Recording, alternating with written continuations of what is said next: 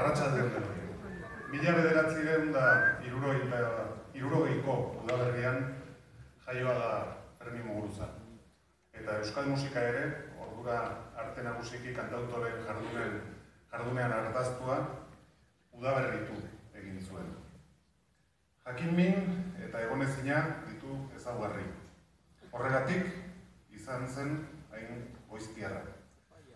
20 urte besterik ez zuen, Anaia Inigo eta Matin Sortzabal bere lagun zituela, kortatu taldeak sortu zuenean. Arrakasta handikoa izan zen lehen esperientzia hura, zalantzarik gabe. Ondoren, Negu Gorriak eta Tut taldeetan ere aritu da, baina bakarkako ibilbidea ere oso oparoa izan da. Nahasketa, mestizajea, etengabeko bilaketa ditu nortasun zeinu. Punka, roka, reggaea, ska, atsedenik gabeko fusioak, bertso doinuak ere, zeharo antzaldatzera eraman du Fermin. Munduan zehar asko ibili da, baina beti euskera izan du sormen hizkuntza. Aurtengo adarra saria, Irungo musikari handiari ematea erabaki du Donostiako udala. Etorri dadila, Fermin Muguruza.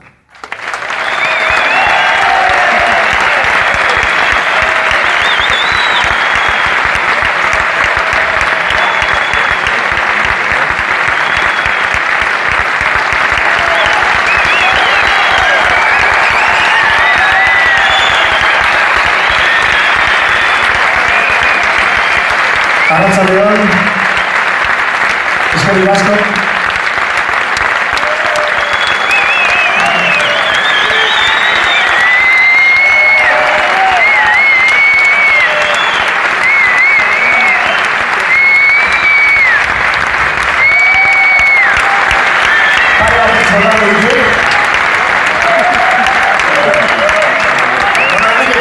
Ondo dago eta horrela jasotzea. Hasi behar duen diskurso beste erabatean, oso mutxi izango denez, baina gero, aukera izango dalako hitz egiteko kantuen artean, baina, bueno, segurako da horrela jasotzea, musikaren azkeneko sari eman zidatenean izuzen ere beste jarrera mota egin zidatelako Madrilen, beraz, amagustut eta gero, horrela jasotzea txalorekin, benetan, eskerrak.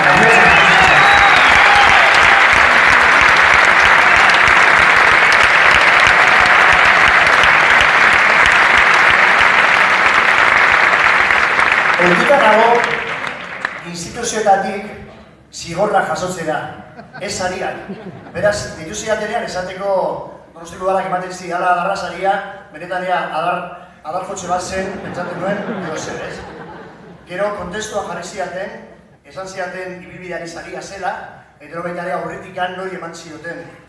Eta esan zidatenean beraz, bai Mikel Aboari, bai Rupert Lorikari, Benito Letxundi eman zietela, segituen esan nuen onartu behar nuela. Hori eta gero, pentsatu nuen ibilbidearen saria baita ere sekulakoa zela. Eta gaur hemen egotea, ibilbidearen saria baldin bazen, ezela bakar ginetzako saria.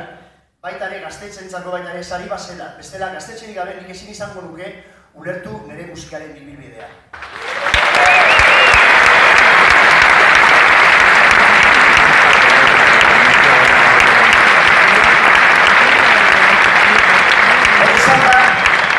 Eta alkate jaunaren presentzia eta gora goratu nahi diot, nire azkero kontzertu hemen Donostin Kortxineako teiatuen izan zela.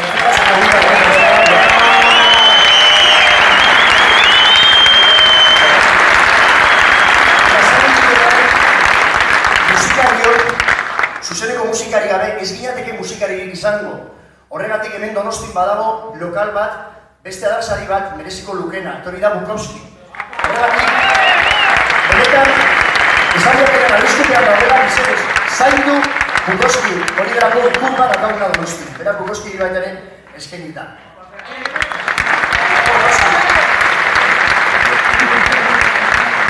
Eta, jala bakarrik bukatzeko, esan behar dut, gizu ez, kantatzen duen herri bat ez da inoizilko, dantzatzen duen herri bat ere ez duela inoizilko, Jon Baiari ere eskerrak emendikan dabiela, ¡Don Herria!